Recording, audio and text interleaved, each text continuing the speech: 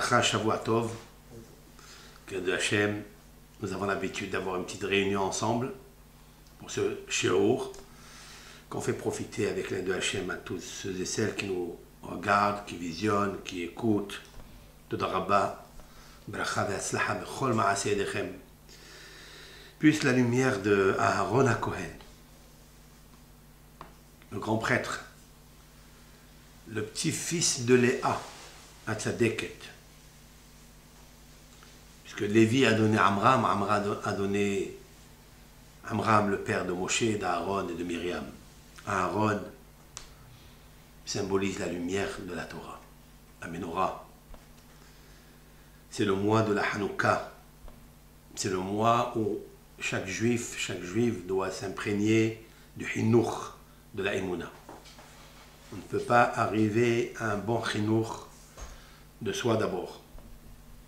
Avant le mariage, après les enfants. S'il n'y a pas le fondement, Yesod HaChassidut veShoresh HaAvoda, le service divin, qui est une racine. Quand il y a une racine, donc il y a un tronc. S'il y a un tronc, il y a des branches. Les branches, il y a des feuilles, il y a des fruits. Tout dépend de la racine en bas, le Yesod. Sauf que le Yesod, c'est un fondement en dur. Mais le Shoresh, c'est la racine. Une racine vit. Un fondement, vous le posez sous le bâtiment, vous construisez un bâtiment, il ne bouge pas. Il est immuable, solide. Ça aussi, il nous faut une solidité dans notre Avodat Hashem. Une ténacité. Mais il nous faut aussi que ça pousse. Donc c'est pourquoi le Ramchal, Rabbi Moshe Hamlatzoto, ce grand maître de la Torah, ce grand kabbaliste, d'après certains, il est le Nitzos de Rabbi Akiva. On expliquera, on a déjà diffusé plusieurs cours de ça. Le Shoresh, la racine de tout, les mois qui arrivent et les années à venir, dépend énormément de ce mois de Kislev. Kislev, c'est un mois où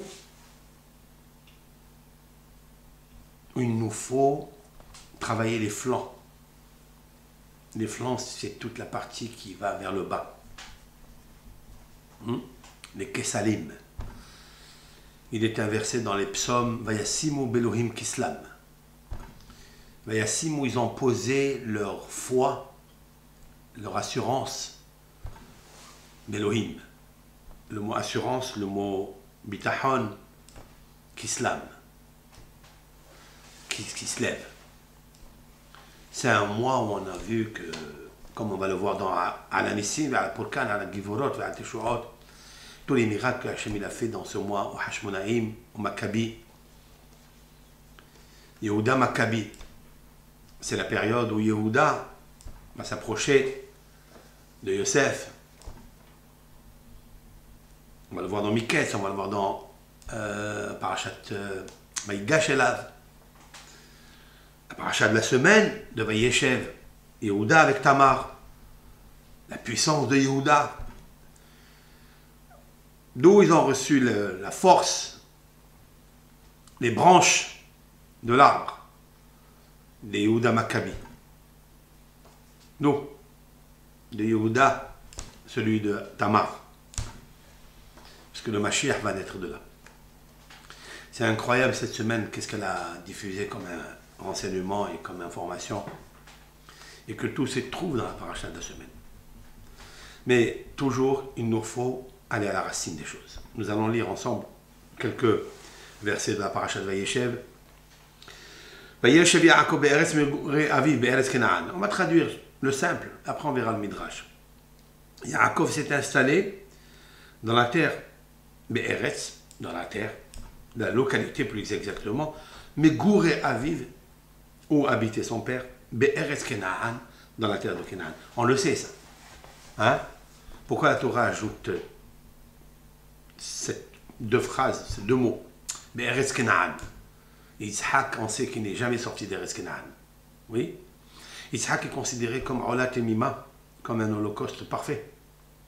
C'est quoi, en quoi il est holocauste parfait? Que depuis la Akedat Yitzhak, depuis le sacrifice d'Isaac, il est resté en Eretz Israël. Il n'a jamais quitté Eretz Israël. Maintenant, Yaakov Yeshev veut s'installer là-bas et ne plus sortir en Hutz al-Haaretz.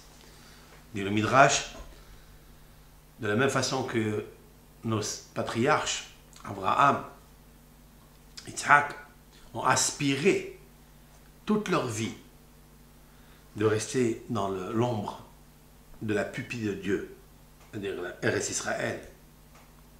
La même chose Yaakov aujourd'hui, il dit, ça y est, 22 ans en dehors d'Eretz Israël, maintenant je vais m'installer. Mais Eretz Kenaan, pourquoi Eretz Kenaan ici?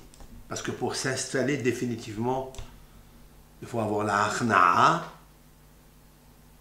de celui qui la dirige. Achna'a, cela veut dire la soumission. Ce mot-là, Achna'a, est très très important. C'est une définition de ce que ça veut dire Kenaan. Parce que cette terre de Kenaan, de l'époque, c'est quoi? Kenaan. Pourquoi on ne les appelle pas une fois Hiti, une fois Périsie, une fois Yevoussi, une fois Gigashi? Mais Kenaan, ça englobe toutes les nations qui habitaient avant. Jusqu'à ce que soit venu Avraham Avinu. Avraham Avinu est la foi. C'est celui qui nous a transmis la foi dans sa racine, dans son fondement du Yud Kevavke. Et chaque Ben Israël, il doit avoir en tête que Akadosh Baruch Hu, c'est lui qui dirige la terre d'Eretz Israël et le monde entier. Mais plus exactement, où il habite, Be'eretz Kenaan. On peut dire aussi qu'ici, on ne parle pas de Yitzhak Avinu. On parle de celui qui est en haut dans le ciel. Vayeshev Yaakov be'eretz megurei aviv. Là où habite son père. Et pourquoi on l'appelle Gouré Aviv? Parce que Gouré, ça vient du mot Gour.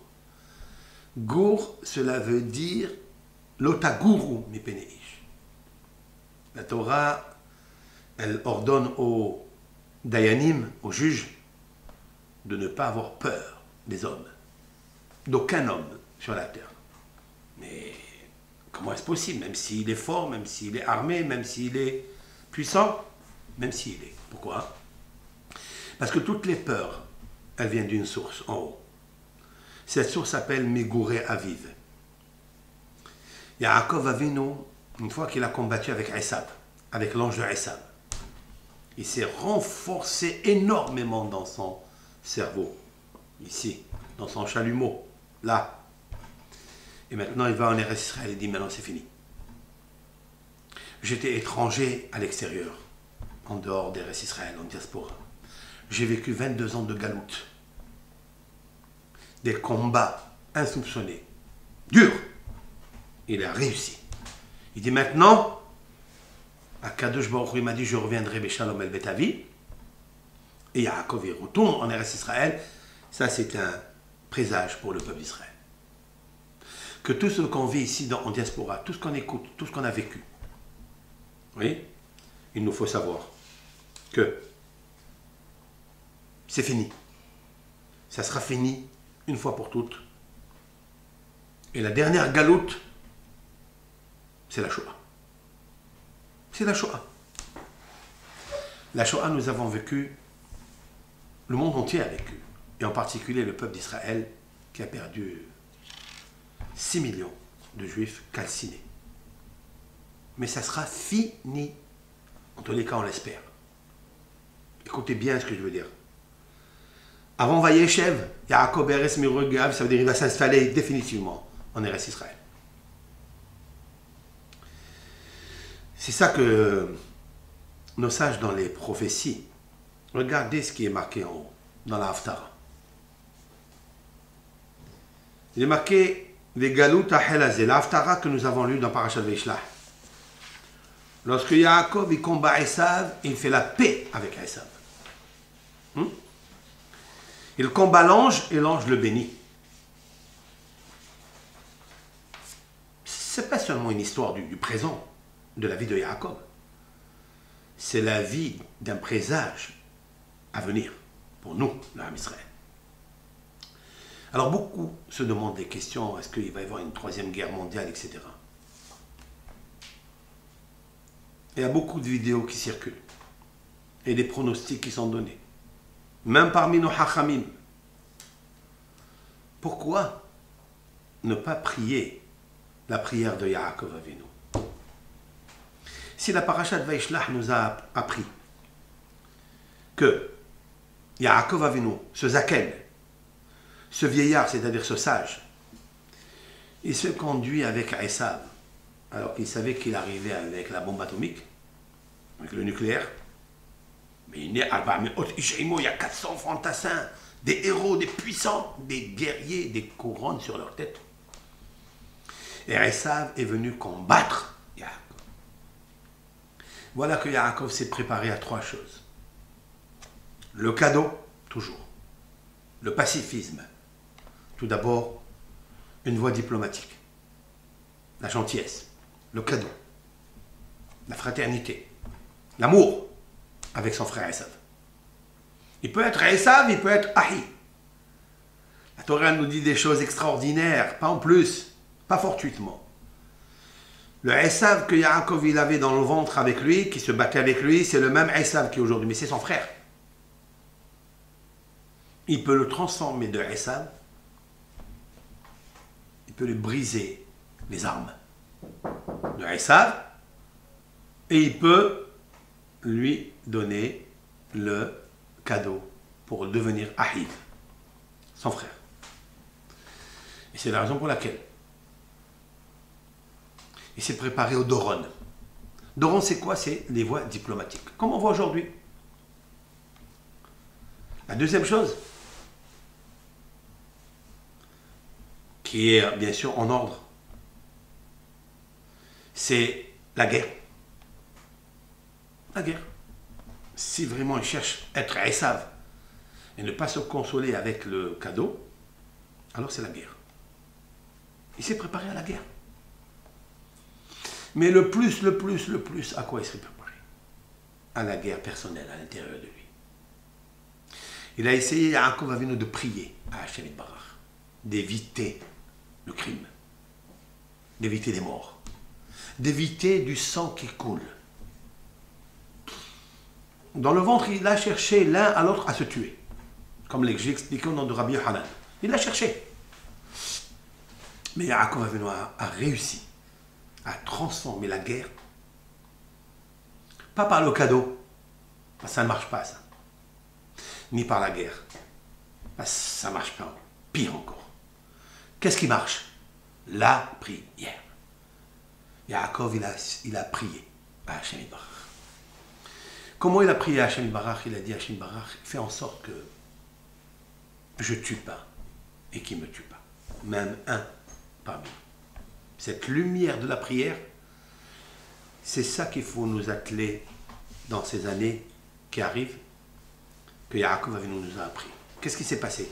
Yaakov a réussi par la prière.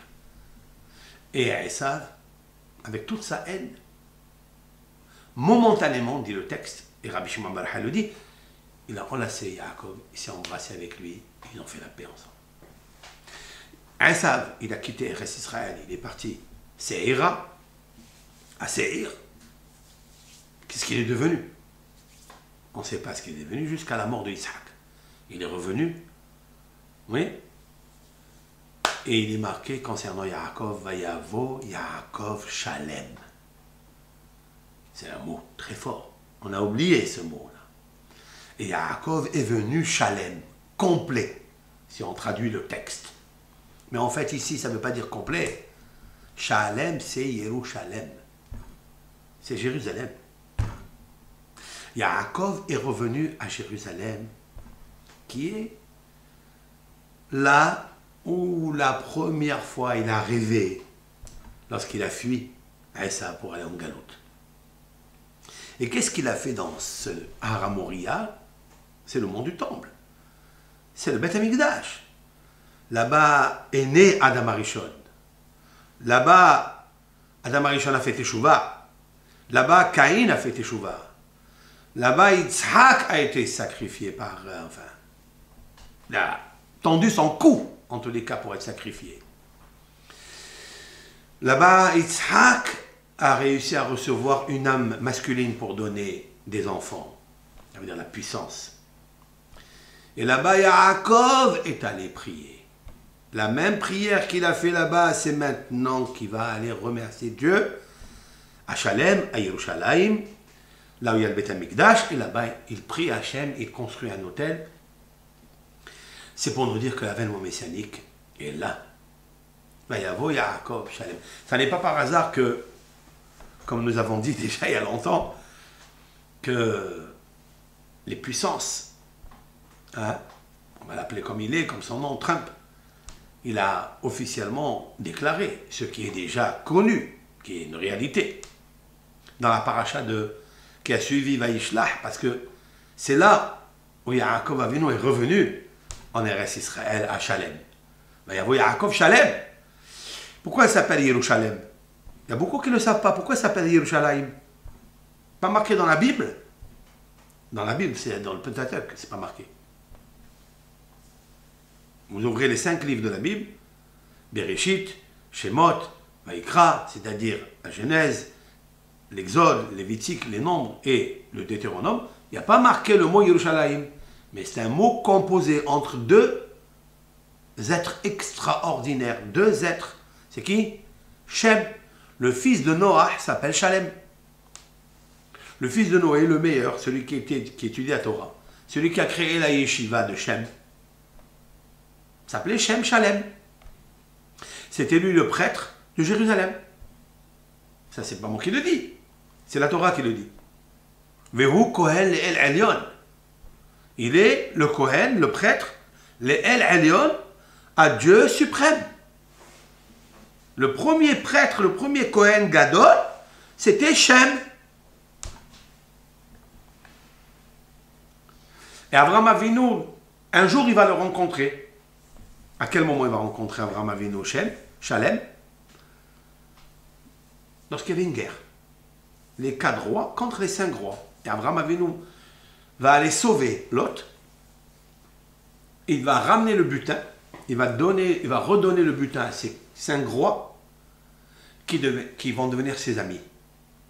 Abraham Avinu, un jour dans l'histoire, a sauvé 5 rois. Et il a fléchi, il a vaincu 4 rois. Parmi les 5 rois, Melech Shalem, le Melech, c'est-à-dire le roi de Jérusalem, Shem.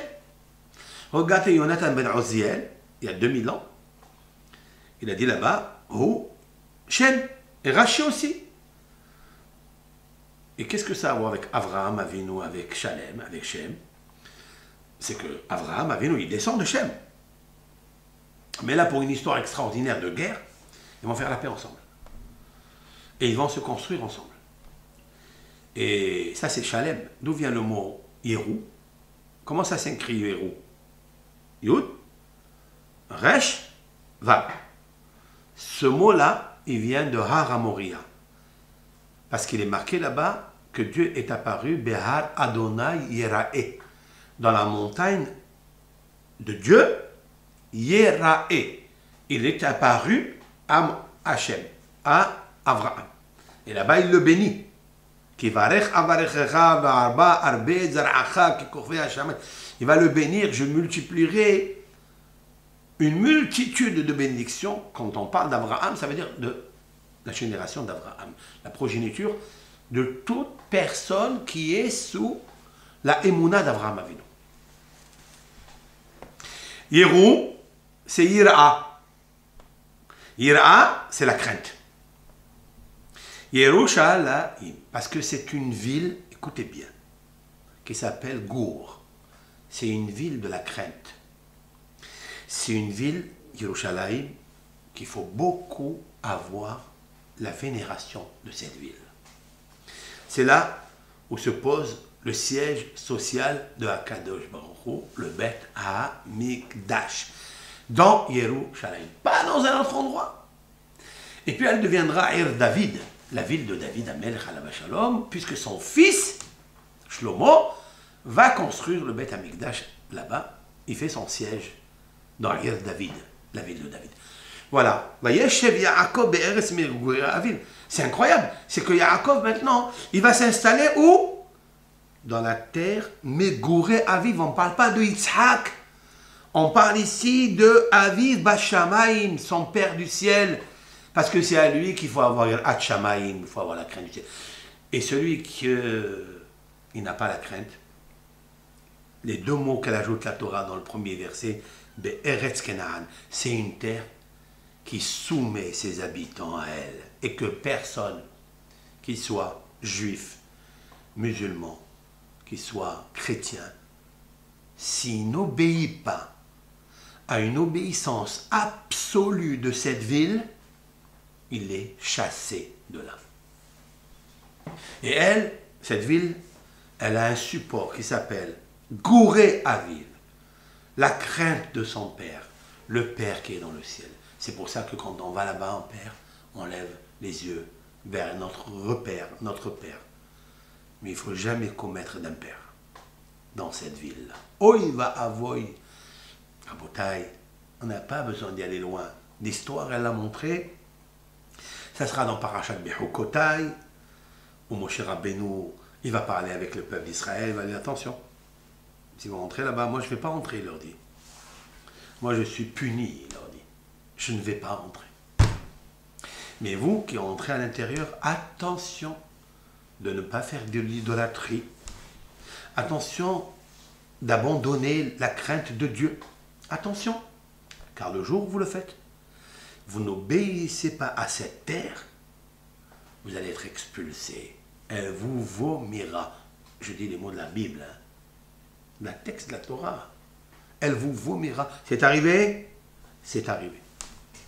Premier temple construit par Shlomo HaMelech, il a duré 410 ans. Comme la valeur numérique Kadosh, sainteté, parce qu'il faut de la sainteté, mais une fois qu'ils ont dépassé la sainteté, c'est-à-dire ils ont infirmé la sainteté, ils ont été expulsés. Et des grands. C'est une terre qu'il faut avoir la crainte de son père. Yaakov est venu s'installer maintenant là-bas parce qu'il sait qu'on va s'installer un jour là-bas pour toujours. Mais il nous avertit. Eretz Kenaan. Attention, c'est une terre qui obéit à son créateur, et celui qui ne pratique pas les lois de la terre, c'est-à-dire la Shemitah, puisque la Torah nous dit que 6 ans vous labourez, vous cultivez, etc. Vous récoltez, mais la 7e année, il faut la laisser en jachère, en abandon. Il faut la laisser abandonner, c'est Dieu qui l'a demandé. Je ne cherche pas à comprendre pourquoi. Je ne cherche pas à comprendre.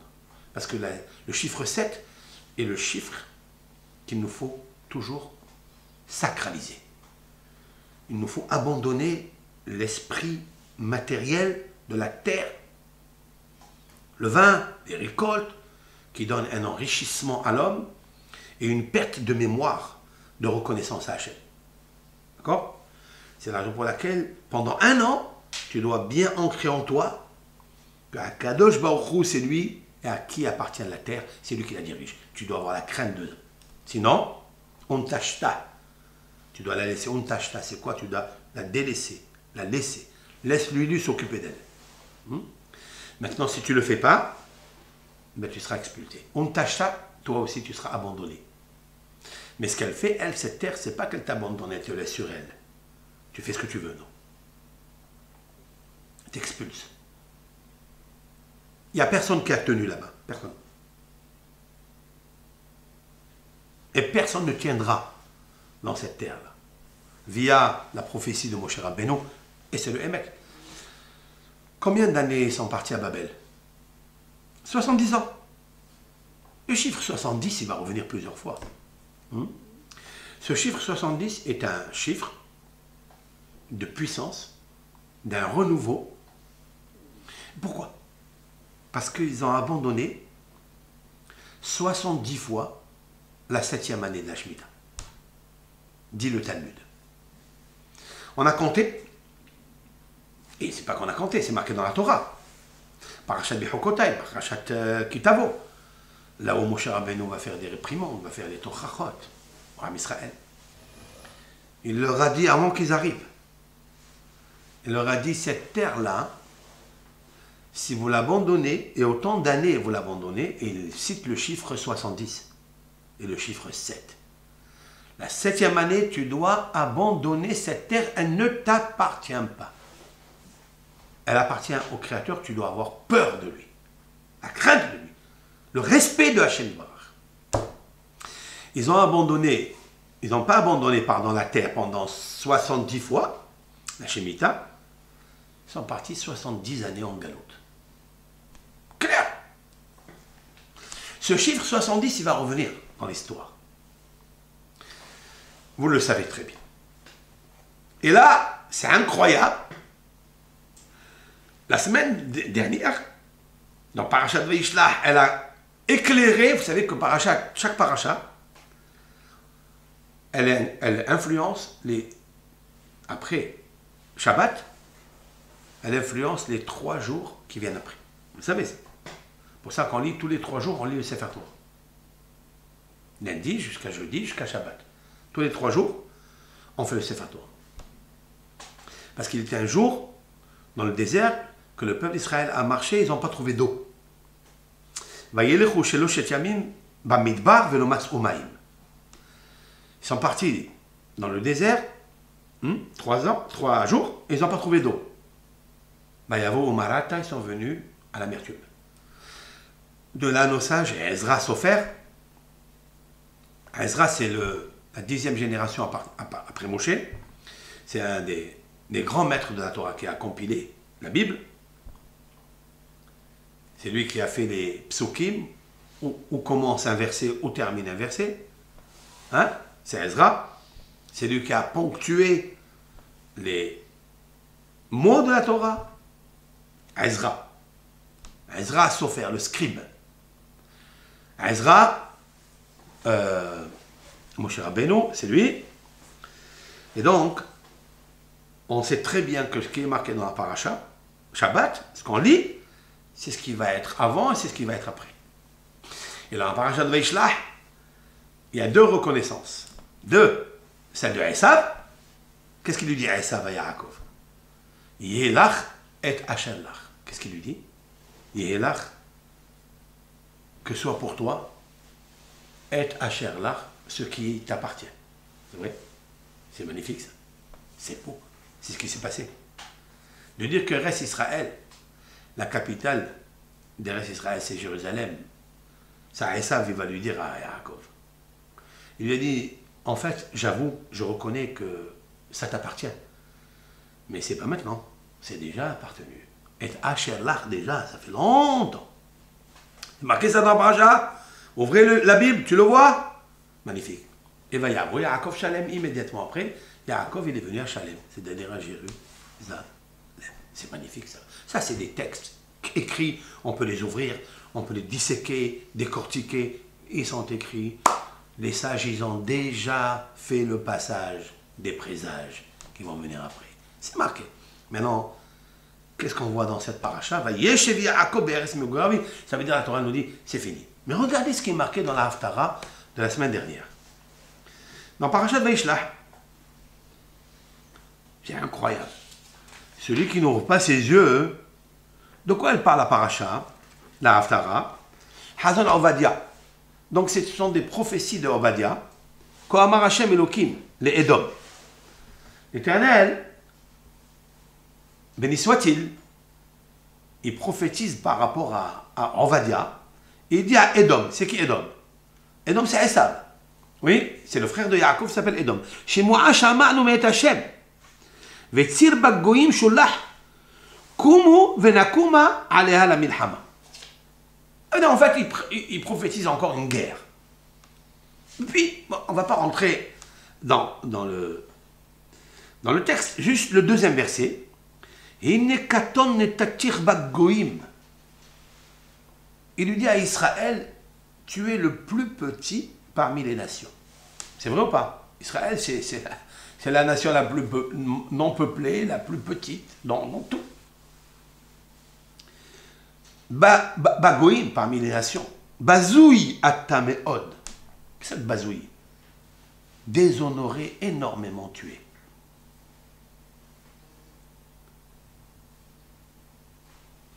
Et la paracha, elle continue l'Haftara. À la fin de l'Haftara, je voudrais citer les 2 derniers versets. Les Galut Hachel Hazé. On parle ici à Obadia il y a 2600 années. Les Galut Hachel Hazé. Cet exil qui va commencer. L'Ibn Israël. Pour le peuple d'Israël.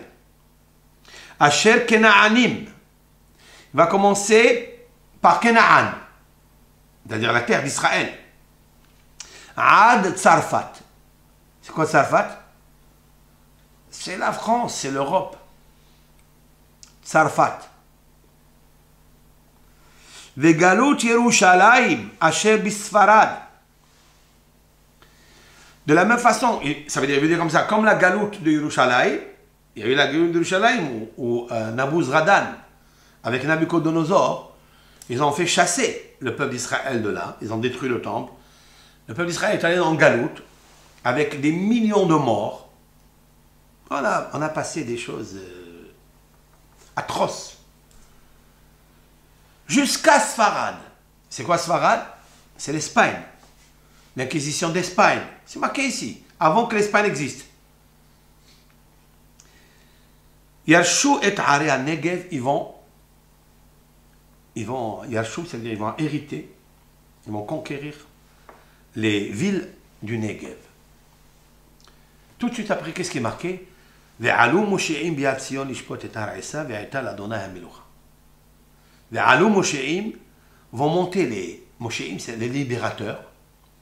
Bi'ad Sion, dans la montagne de Sion, lishpot et Har Esav, pour juger la montagne de Esav.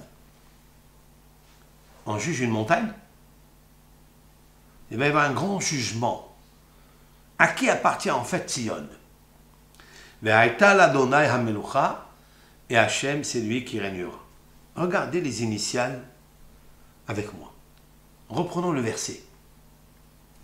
Les galoutes, l'exil. Qu'est-ce que vous lisez à la fin? Tav. Hachel, Lamed. C'est-à-dire le début de cet exil, Hazé, celle-là, qu'est-ce que tu vois à la fin?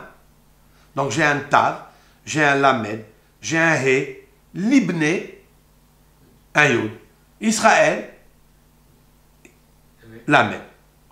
Regardez de quoi il parle. He, Tav, Lamed, Yud, He est égal Hitler. Hitler. Tu as Tav, Lamed, He, Yud, Lamed. Les Hitler. Avec le Hacher. Avec Asher. Asher, tu as Resh. Vous avez ici 5 lettres. Ils forment les Hitler. Comment ça veut dire qu'Hitler? D'où il sort ça? D'où il sort ce mot-là? Qui ne connaît pas Mahshemo, ce nom-là? Que son nom soit effacé. Hein? On le cite, mais on doit l'effacer immédiatement avec le nom. Il est effacé du monde, de toute façon. Nous qui avons vécu bien après, et que nous avons vécu la Shoah, regarde ce que Obadia, le prophète Obadia, prophétise. Il nous parle de Jérusalem, il nous parle de Kenaan, il nous parle de Tzarfat, il nous parle de l'Espagne. C'est toutes les inquisitions, en fait, un peu partout. Mais où elle a commencé à Tzarfat, c'est vrai que la domination du rachat, de ce nom Hitler, il est situé ici dans l'Haftara. Mais pourquoi il est ici? Parce qu'il aura une fin. C'est vrai? Mais immédiatement, de quoi on nous parle? C'est fini. Ça veut dire qu'il nous faut espérer qu'à partir de cette galoute-là, cet exil qu'on a vécu, il ne faut pas penser qu'il va y avoir une troisième guerre mondiale. Il faut prier maintenant qu'elle n'arrive pas. Vous allez me dire, mais comment? Mais avec ce qu'on écoute, les pronostics, les diagnostics et tout ce qu'on écoute dans les médias, il ne faut pas faire là de ce qui se passe dans les médias. Il faut faire attention à ce que dit le prophète ici. Ça veut dire qu'il y a après qu'on a énoncé les inquisitions de Hitler, de Sfarad, de Tsarfat, il y a quelque chose après? Il n'y a rien. Qu'est-ce qui a marqué? Une bonne nouvelle. Ve'alou Moshe'i be'al Sion, montrant les libérateurs dans le mont Sion. C'est où le mont Sion? C'est Yerushalayim. Lishpot et Har Esav, pour faire un jugement à la montagne de Esav, c'est-à-dire à l'orgueil de Esav. Ve'ayta l'Adonai hamelucha. Si l'on convient et qu'on a la émouna dans un fondement solide, dans les prophéties du Ham Israël, Obadiah, eh bien, Vayeshev Yaakov be'eretz Miro Avim be'eretz Kenan. Qu'est-ce que la suite de cette haftara? C'est notre paracha de Vayeshev, où il va s'installer. Yaakov, c'est le peuple d'Israël. Be'eretz, dans la terre, Megure Aviv, c'est là où il faut avoir peur de Hachem, c'est-à-dire la terre de Jérusalem, il faut avoir peur, qui se trouve en Eretz Kenaan. Et ça, c'est magnifique. Maintenant, comment ça va se produire tout ça? Alors là, je vais vous lire un midrash. On va faire le midrash ensemble. Le midrash nous dit comme ça. Vayeshev Yaakov. Ele toldot Yaakov Yosef. C'est vrai? On va lire ensemble le midrash qui se trouve dans Tanhuma. Maktiv les ma'ala. Qu'est-ce qui est marqué en haut? C'est-à-dire dans la paracha de Vaishla. Ele alouf et ben Esav. Voici les généraux des enfants de Esav. Alouf Magdiel. Le général qui s'appelle Magdiel. Quel nom extraordinaire, hein? Magdiel. Qu'est-ce qu'il y a dedans, dans Magdiel? On peut analyser ensemble? Alors dis-moi, Yann, qu'est-ce que tu peux lire dans Magdiel? Il y a le premier général de Esav, il s'appelle Magdiel dans la paracha de la semaine dernière.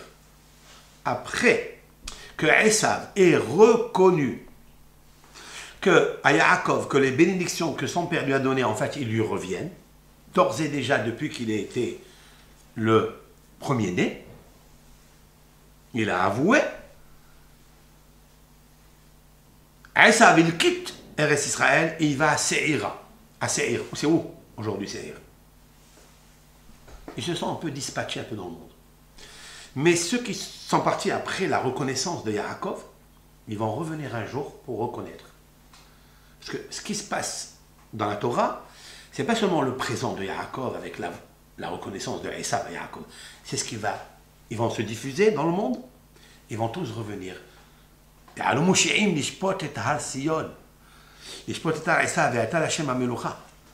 veut dire qu'ils vont revenir pour une reconnaissance absolue. Magdiel, c'est quoi Magdiel? Magdiel, Gadol El. Il est grand Dieu. À quel moment Dieu va être grand? Quand on citera tous ensemble. Idgadal veitkadash shemet rab. Que soit grandi, soit béni, exalté le nom de Hachem. Ve'ayta l'Adonai hamelucha. La monnaie, Yudke Vavke, lorsque tout le monde reconnaîtra que le siège de l'Éternel, vraiment, vraiment, il est au-dessus du Beth Amikdash. C'est ça que je cherche, moi.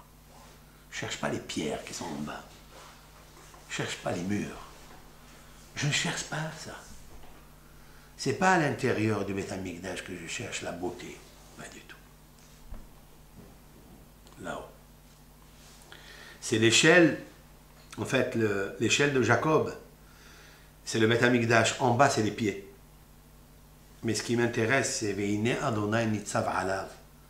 C'est qu'au-dessus de l'échelle, qui est le Beth Amikdash, quand tu arrives là-bas, à cet endroit, écoute bien, tu dois regarder l'échelle de Jacob posée là-bas. Le Beth Amikdash, c'est l'échelle. Attention, tu mets tes pieds. C'est un endroit Manora Makom Hazeh. Yaakov, il a dit combien il est redoutable cet endroit, il a eu peur. C'est là, Vayeshev Yaakov Eretz Megure Aviv. Il a vu qu'il était Magdiel. C'est que cette échelle-là, elle va en ordre croissant et elle monte vers Hachem Yitbarach. Cet endroit, il est Hachem, personne ne peut le toucher. On doit avoir la crainte de cet endroit. Il est d'ailleurs une loi dans la Torah. Au Mikdashi tira'u. De bon Bet Hamikdash tira'u. Le mot ira. Tu dois avoir la crainte et la vénération. Le respect. C'est un endroit extraordinaire. Je passe un message très sage à toutes les personnes qui arrivent dans le Kotel, à Ma'aravi, pour prier à Hachem. Combien il faut être tsnoa, être pudique. Ne regardez pas les murs en bas. Regardez l'échelle en haut. On vient dans un endroit où tout le périmètre air, espace, nucléaire, c'est à Kadosh Baruch Hu. C'est Makom Nora, un endroit redoutable. Il faut mettre un foulard, il faut se couvrir les manches, etc. Et arriver là-bas et prier avec une vénération. Il faut s'étonner qu'on n'a pas cette tsniout, parce qu'on ne connaît pas, en fait. On ne connaît pas la réalité des choses. Mais elle y est.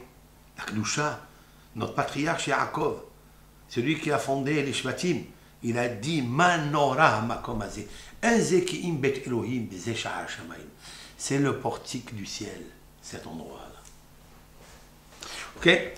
Donc maintenant, on a tout compris. C'est qu'après la Shoah, il y a Magdiel. On va dire Idgadal, Idkadash. Arrêtons de jeter des plans sur la comète, de dire il va y avoir une guerre mondiale, pas avoir une guerre mondiale, on peut l'éviter. Yaakov a évité dans Parashat Vaishlach, il a évité par la prière et par le pacifisme, il a évité la guerre.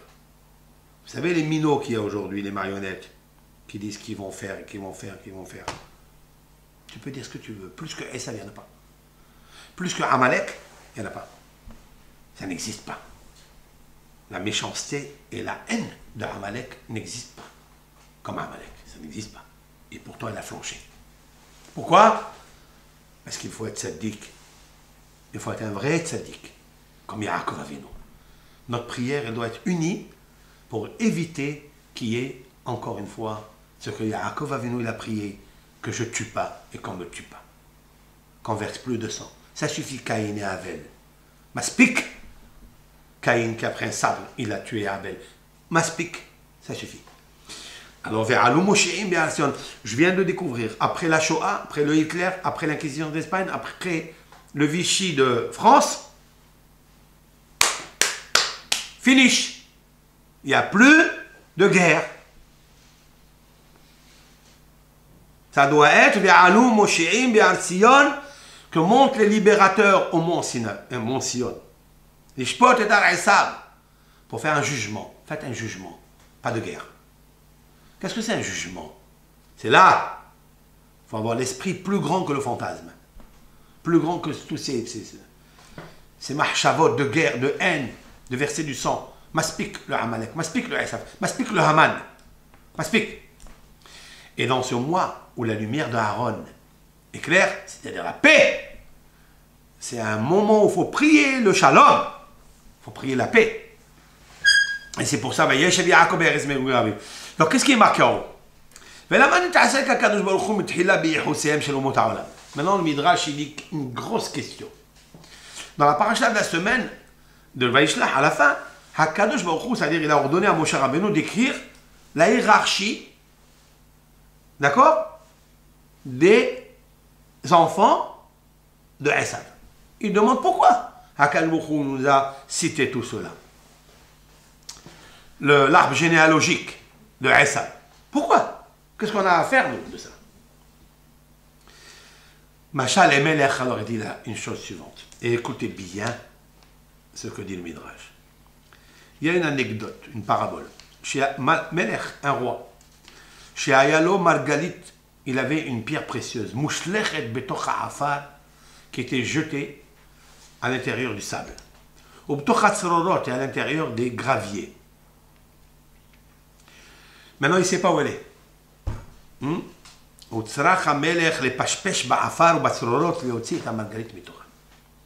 qu'il a fait avec le Moukhou? Il est parti chercher où était cachée, ensevelie, cette pierre précieuse. Jusqu'à ce qu'il l'a trouvée.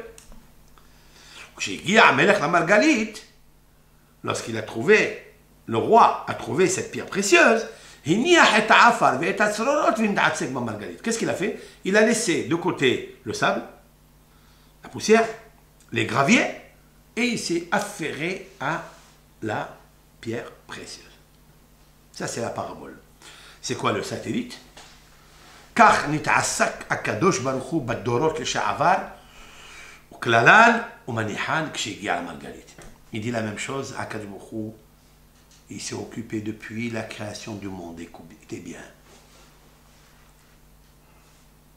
Il s'est occupé de toutes les générations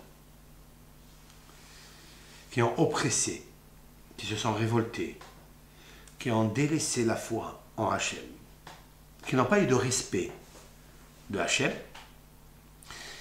Et il vient de trouver maintenant la pierre précieuse. Mais il en a cherché énormément de temps. Il a trouvé la pierre précieuse, c'est qui? C'est Yaakov Avinu. Abraham, Ishaq, Yaakov, il a commencé à s'occuper d'Abraham. Il a commencé à s'occuper de... Comment il s'appelle? De Ishaq et de Yaakov. C'est pourquoi cette paracha de Vayeshev Yaakov est installée immédiatement après l'arbre généalogique de tous ces alloufim, de tous ces grands de Esav. Il veut dire quoi? Il veut dire en fait c'est comme ça que ça va se passer. C'est que à partir de Yaakov, on va avoir un problème. Et les toldot Yaakov Yosef. On va lire ça. Hein?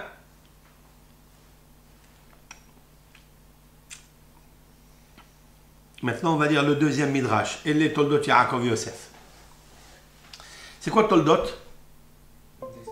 Les enfants. C'est les enfants. La descendance. Alors, si on interprète, voici la progéniture de Yaakov et Yosef, ça ne marche pas. Parce que Yosef n'avait pas, Yaakov, pardon, n'avait pas que Yosef. Il avait 12 Shevatim. Alors, c'est quoi Toldot, Yaakov et Yosef? Beaucoup de réponses à cela. D'accord? C'est qu'en fait, tous les dérivés de Yaakov, toutes les progénitures de Yaakov, ils viennent grâce seulement à Yosef. Parce qu'en fait, il a voulu faire les enfants avec Rachel pour avoir Yosef. C'est vrai? Et d'ailleurs, la preuve, quand il a eu Yosef, il est parti. Il a dit à Lavan, je retourne en Eretz Israël. Ça y est, j'ai fini ma mission. Mais en fait, c'est à Yosef qu'il voulait. Ça, c'est une réponse. Mais le Midrash, il explique le mot Toladot, une autre réponse. Le mot Toladot, ça ne veut pas dire les progénitures. Toladot, cela veut dire ce que Yaakov Avinu a passé dans sa vie. Toute la vie de Yaakov, c'est un présage que Yosef va vivre la même chose. Donc on le sait. Alors regardez bien. Chez Kol Maché Era Lazé, Era Lazé. Tout ce que Yaakov Avinu a passé dans sa vie. Toladot, ça veut dire la vie, pas la progéniture. Tous les incidents, hein, l'expérience qu'il a vécu Yaakov, va le vivre Yosef. Et alors la Torah, elle est magnifique là. Qu'est-ce qu'il y a? La première. Ma Yaakov nolad Mahoul. On vient d'apprendre que Yaakov est né circoncis.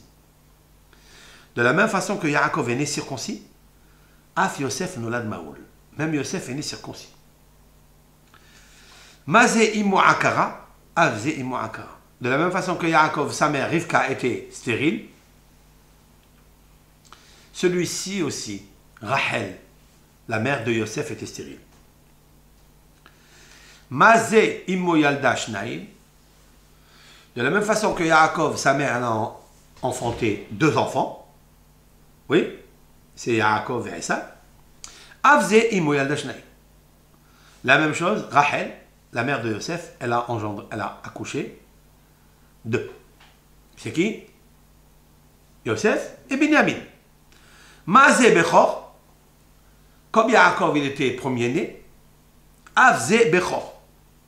Lui aussi, Yosef est devenu Bechor. On le sait ou pas? Il est Bechor de Rachel. Mais Réhouven aussi, il est Bechor. Oui. Mais tu sais très bien que Réhouven va admettre, il va accepter de dire que Yosef, ça sera le Bechor de tous les frères de Yosef. Même s'il ne veut pas, Yaakov, quand il va bénir dans Parashat Vayhi, il va bénir ses enfants, à qui il va dire le nom, le titre de Bechor, uniquement à Yosef.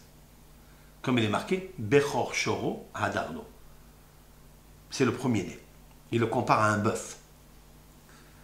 Mazé nitka shit imo beleda. Comme Yaakov, sa mère, elle a eu un accouchement difficile. Avze nitka shit imo bisha'at leda. Même celui-ci, sa mère, elle a dû avoir un drôle d'accouchement. Mazé ahiv son'o. Comme Yaakov, son frère, il le hait, Yaakov, Esav et Yaakov, Avze et Havson imoto. La même chose, les frères de Yosef vont le haïr. Mazé et Ahiv bikesh le orgo, de la même façon que les frères, son frère Esav cherchait à le tuer, Avze bikshu et Hav le orgo. Lui aussi, les frères ont voulu le tuer. Mazé ro'e, de la même façon que Yaakov était berger, Yosef était berger. De la même façon que celui-ci a été haï, détesté, Yosef aussi il a été détesté. Zenignav shitepe amin. Yaakov était nignav, il a été volé 2 fois, mais Zenignav shitepe amin. Celui-ci il a été volé 2 fois. Ben, de Esav. Oui? Esav. On peut dire, oui, ici vraiment, où on a vu qu'il a été volé 2 fois. Ben, avec Lavan. Pas avec Esav, avec Lavan. Lavan, il l'a roulé la première fois. Il lui dit, je vais te donner un salaire. Il lui dit, non, donne-moi ta fille. Oh, il lui dit, d'accord. Il lui pose Léa au lieu de Rachel. Voilà une fois. Il a été volé. Il voulait sa femme Rachel, il ne voulait pas Léa. Donc pour lui, il a été volé. Et la deuxième, c'est quand il lui donne un salaire tant, il lui change le salaire. Il lui a changé 100 fois le salaire. D'accord? Il a été volé. Et Yosef aussi. Il a été vendu. Il a été jeté, pardon, dans le... Comment on appelle ça? Dans le... D'abord, on l'a arraché de ses parents. On l'a jeté dans le puits et on l'a vendu 2 fois. Où on l'a vendu? On l'a vendu aux Ishmaélim et après on l'a vendu aux Médianim. 2 fois. D'accord? Zénith Baruch Be'osher, celui-ci il a été béni par la richesse, c'est Yaakov, son père il le rend immensément riche. Zénith Baruch Be'osher, et Yosef est devenu aussi immensément riche, le vice-roi d'Égypte. Celui-ci est sorti en dehors des restes d'Israël, Yaakov. Celui-ci, Yosef, est sorti en dehors des restes d'Israël, il est en Égypte. Zé Nasa Isha Mechutz Haaretz, celui-ci se marie avec une femme en dehors des restes d'Israël, Yaakov, Léa et Rachel. C'était à Aram Naharaim, à Haran. Et celui-ci, Yosef, se marie avec la fille adoptive de Potiphar, qui est Asnat. D'accord? Zéholid Banim Bechutz Haaretz. Yaakov a donné naissance à tous ses enfants dehors des restes d'Israël, excepté la naissance de Binyamin, qui se trouve seulement en restes d'Israël. Mais la grossesse était en dehors des restes d'Israël. Mais Zéoli Banim Bechutz Haaretz. Yosef a donné naissance à Ménaché et Ephraïm en dehors des restes d'Israël. Zé livuhu malachim. Yaakov l'ont accompagné des anges. Mais zé livuhu malachim. Et celui-ci l'ont accompagné des anges. Comment on le sait? Lorsque Yosef, dans la paracha, son père, il lui dit, va voir, regarde comment vont ton frère, tes frères, va voir le shalom de tes frères et du troupeau. Il a rencontré un homme. C'est qui cet homme? Gabriel. Et Gabriel, il l'a accompagné, tout au long, jusqu'en Égypte. Et en plus, il lui a enseigné 70 langues. Yosef, il parlait 71 langues. Il y avait une plus que le pharaon, la Shona Kodesh. Qui lui a enseigné à Yosef les 70 langues? Gabriel, dit le Midrash. C'est le même bonhomme que la Torah dit Ish, c'est-à-dire important. Le Midrash dit c'est un ange, et on trouve ça dans les valeurs numériques. C'est Gabriel, il l'a accompagné jusqu'en Égypte. Il était avec lui, sinon il serait perdu, Yosef. Avec la force de la Toum'a en Égypte, Yosef il est perdu. S'il n'y avait pas Gabriel avec lui. Zenit Gadel Alide Halom, ce qui est intéressant c'est ça, c'est que Yosef a été grandi par un rêve. Il rêve que les frères ils sont en train de gerber, de ramasser des gerbes. Ils ont entouré Yosef. Yosef, il se dresse. Sa gerbe se dresse. Et les gerbes des autres se courbent. Ça veut dire qu'ils vont se prosterner devant lui. Donc, ils ont vu de lui déjà un roi dans le rêve. Yaakov aussi. Dieu, il l'a grandi par le rêve. Ça veut dire par la névoa, quoi. Zenit Barech Bet Hamid Bishvilo. Lavan. Il n'avait pas d'enfants, il n'avait que des filles, il n'avait pas de garçons. Et la richesse, elle n'arrivait pas chez Lavan. Grâce à Yaakov, quand il est venu, et c'est répété d'ailleurs plusieurs fois dans la Torah, Yaakov dit à Lavan, écoute, tout ce que tu as aujourd'hui, c'est parce que j'ai mis les pieds.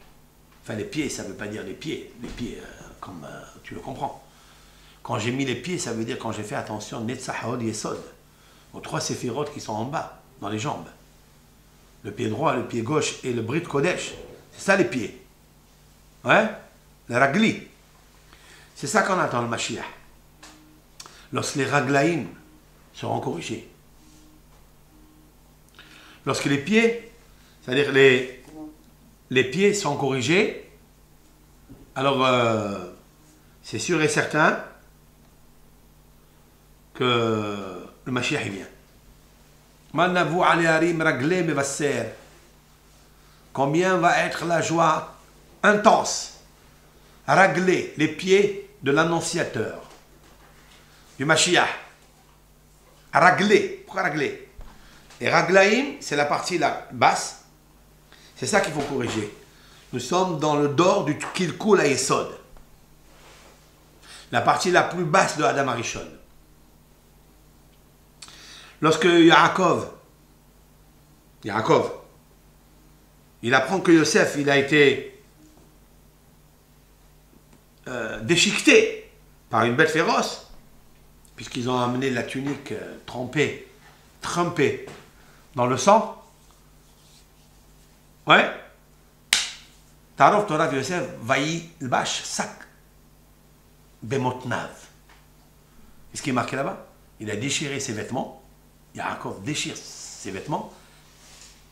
Vayassem, il pose sac, un sac, c'est un sac, un tissu de jute. Bemotnav, c'est quoi Bemotnav? Dans ses flancs. Pourquoi il le pose là-bas?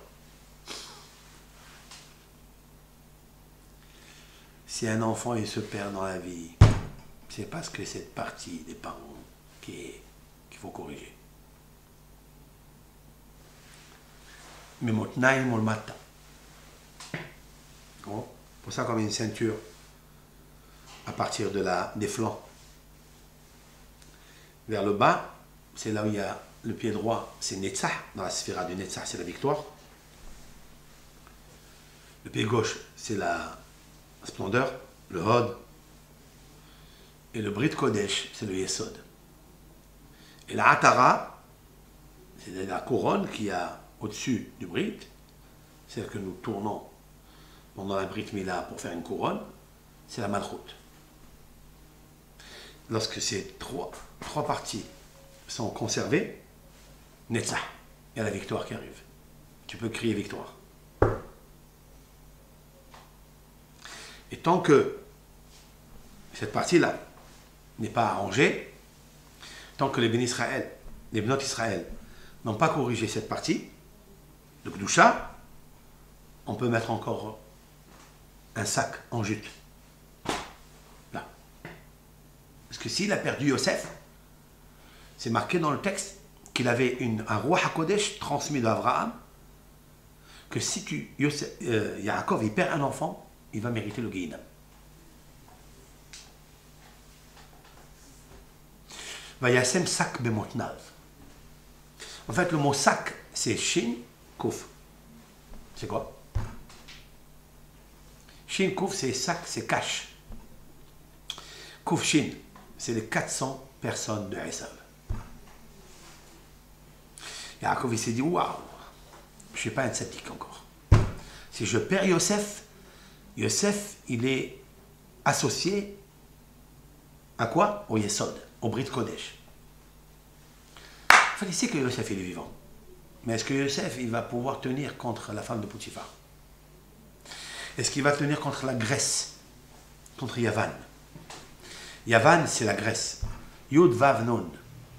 Yavan, c'est l'anagramme du mot Noi. Noi, c'est la beauté. C'est l'esthétique. C'est l'informatique. D'accord? Est-ce qu'il va tenir devant le Noi, devant Yavan? Alors il a eu peur. Qu'est-ce qu'il a fait pour briser ça? Écoute bien. Pour briser ça, pour ne pas que ça arrive à Yosef, il a déchiré ses vêtements. Il a de la beauté des vêtements. Il a déchiré. C'est avec cette beauté qu'un homme il doit se conduire. C'est le Tselem Elohim. La beauté des vêtements, en fait, ce n'est pas les vêtements, le tissu. Chaque juif, il porte un vêtement en lui. C'est le Tselem. Yaakov, il perd le Tselem. Tarov, Toraf, Yosef. Yosef, quoi? Il est déchiqueté. 2 fois. Tarov, Toraf. Yosef. Yosef, c'est le Tselem Elohim. C'est la beauté. Voyez, Yosef, il fait Toar, il fait Maré. Il a le Tselem Elohim, il a la Neshama de la Neshama. Il a perdu. Ça veut dire, j'ai peur que la bête féroce de la femme de Potiphar, qui s'appelle Hayara, elle va l'absorber. Elle va l'incliner. Il va souiller son Brit Kodesh. Qu'est-ce qu'il a fait pour éviter ça? Un code. Vayasem sak bemotnav. Il a pris un sac de jute, il l'a posé ici, parce que le sac, c'est la valeur numérique 400. En hébreu, un sac, hein? Et en français, c'est sac, c'est pareil. Sauf que ça ne s'écrit pas la même chose. Parce que chez nous, le sin, c'est 300, et le kouf, c'est 100, ça fait 400. C'est les 400 forces de Ainara, du mauvais œil. Yaakov, il a dit, pour éviter le Ainara, il a mis le sac sur la partie la plus basse, les Raglaïm, qu'on appelle dans la Kabbalah Nehim. Nehim, c'est quoi Nehim? Nun, He, Yud, Mem. Netzach, Hod, Yesod, Malchut. Nahim. Netzach, c'est la victoire, le pied droit, c'est Moshe Rabbeinu. Hod, c'est le pied gauche, c'est Aaron, à Kohen. Le Brit Kodesh, c'est Yesod. Et la Atara, la couronne qu'il y a sur le Brit Kodesh, c'est Malchut, c'est David Amelech. Yesod, c'est Yosef. Et Dalet, c'est Malchut. C'est la Atara, c'est la couronne. Il a dit, je vais perdre la couronne. Parce que si Yosef, il faute avec cette femme, il a perdu la couronne. Et donc, dans le pectoral, il n'y aura pas 12 enfants d'Israël, il y aura 11. Et le Kohen Gadol, le grand prêtre Hod, Et Aaron ne pourra pas rentrer dans le Kodesh HaKodashim et on ne peut pas recevoir Yerushalayim. C'est impossible. Alors qu'est-ce qu'il a fait Yaakov Avinu? Il a fait une ségoula. Il a fait un ta'anit. Il a pleuré. Il a versé des larmes. Ces larmes, il les a fait couler sur le brit. Pour qu'il le protège du Aïn Hara. Sac, cache. Cache, c'est Kriyat Shema. Le soir, avant de dormir, on lit le Kriyat Shema. Kriyat Shema, pourquoi faire? Pour abandonner le Aïn Hara du soir. Aïn Hara, ce n'est pas le mauvais œil qui fait casser ou qui fait appauvrir une personne. C'est plus que ça. C'est celui qui tue la spiritualité de l'homme. Le Tselem Elohim. Et grâce au Kriyat Shema, Kovshin, qui est l'anagramme du mot sac, il faut le mettre Bemotnav pour ne pas toucher cet endroit par les clairs. C'est ça, Vayeshev Yaakov Eres Merogé Aviv. Il a dit, écoutez bien ce que je dis là, une grande allusion, une vision. C'est que Yaakov Avinu a dit, tu veux t'installer en Eretz Israël? Regarde l'échelle, le bas de l'échelle. Pour monter vers l'échelle, vers en haut, que Hachem il est en haut, qui te protège, comme il a fait à Yaakov, ou Shmaticha. Yaakov, il était propre dans ce domaine, dans le bas de l'échelle. Parce qu'il était Moutsav, Artsav. Tu veux être dressé sur cette terre, Eretz Israël? Il faut que ça soit Kadosh. Manora, Makomazé, combien il est redoutable. Attention de ne pas toucher. À ne pas abîmer cet endroit. Mais Yaakov il a dit, je vais m'installer en Eretz Israël, à Yerushalayim, Beth Amikdash, je suis dedans. Et les Toldot Yaakov Yosef. Mais Yaakov, il doit transmettre à Yosef tout ce qu'il a vécu Yaakov, et aussi les raglaïm, les pieds. Si on veut entendre les pieds de l'annonciateur, le Mashiach, faisons attention à Nehim. Je vais vous donner un sod avec l'aide de Hachem. Après le Maboul, vous vous rappelez? Le Maboul qui a causé à cause de la perte séminale et après dysfonctionnement du cerveau. Lorsque le chalumeau était allumé avec des étincelles de perte séminale dans tous les sens. Oui? Après, l'Éternel a donc fait un nettoyage de toute cette personne-là qui ont vécu dans le déluge.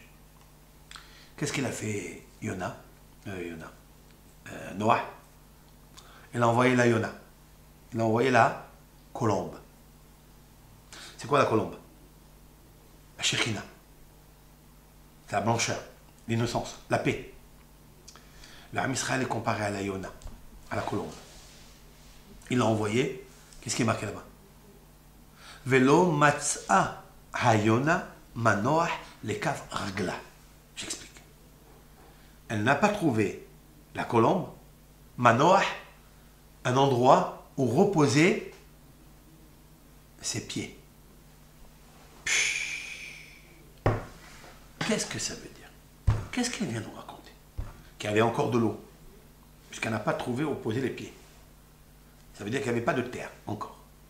Il y avait de l'eau encore dans du Maboul. C'est ça que ça veut dire. Mais le sod, il est le suivant.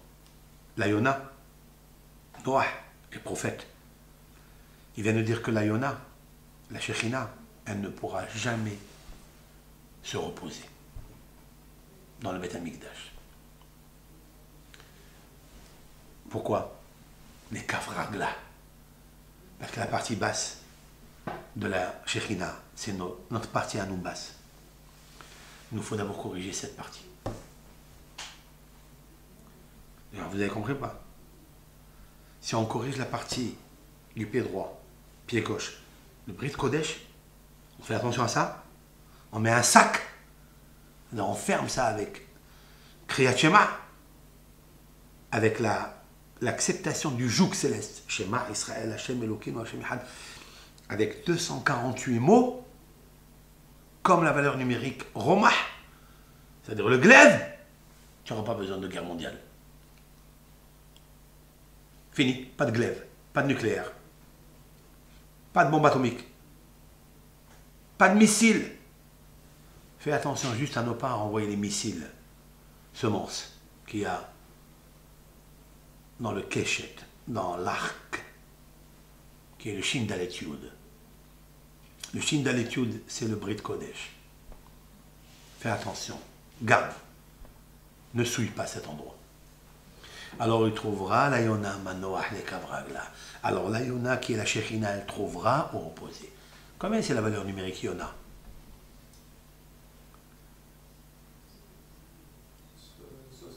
71, bravo Yann.